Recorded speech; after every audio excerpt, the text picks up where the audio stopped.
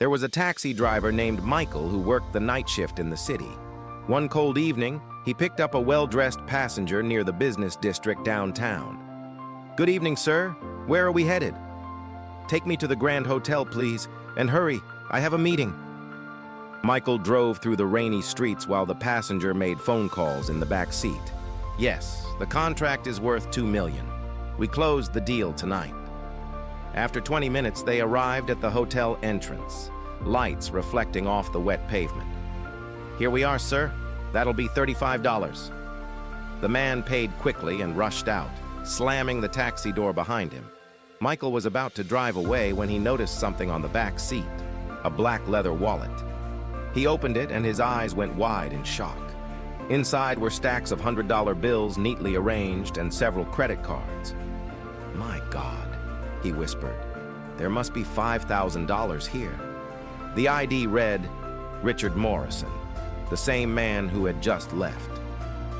Michael sat there staring at the money, his mind racing with temptation and fear. "This could pay my rent for 3 months," he thought. "My daughter needs medicine. The car needs repairs. But this isn't mine. I have to return it." He looked at the hotel entrance, rain dripping from his taxi's mirror.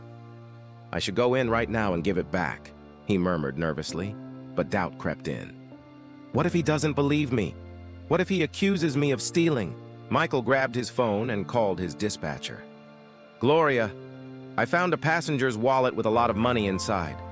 "How much money?" Gloria asked. "About $5,000, he replied quietly.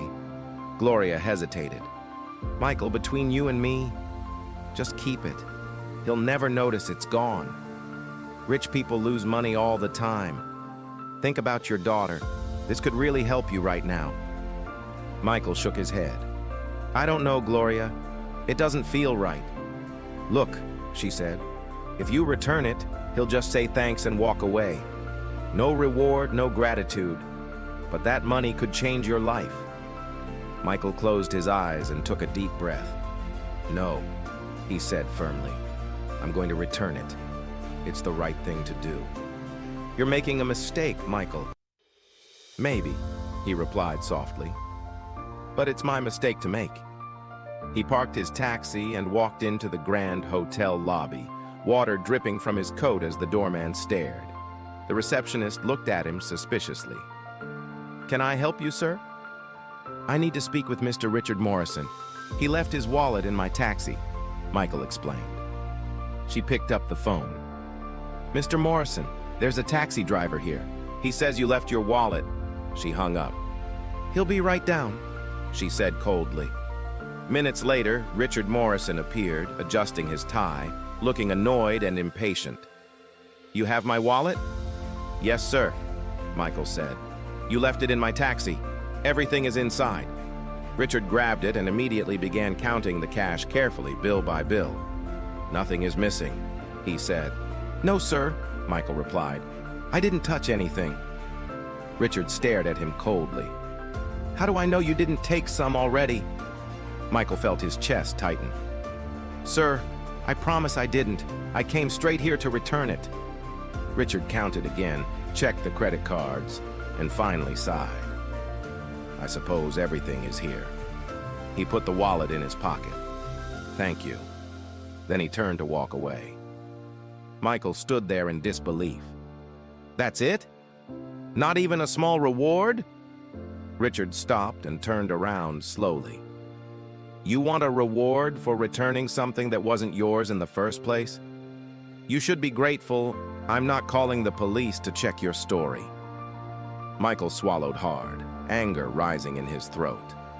"Sir, I have a sick daughter and bills to pay. I could have kept that money and you'd never have found me. But I chose to do the right thing."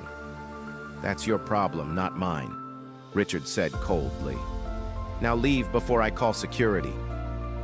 Michael walked out of the hotel into the rain, his hands trembling as he reached his taxi.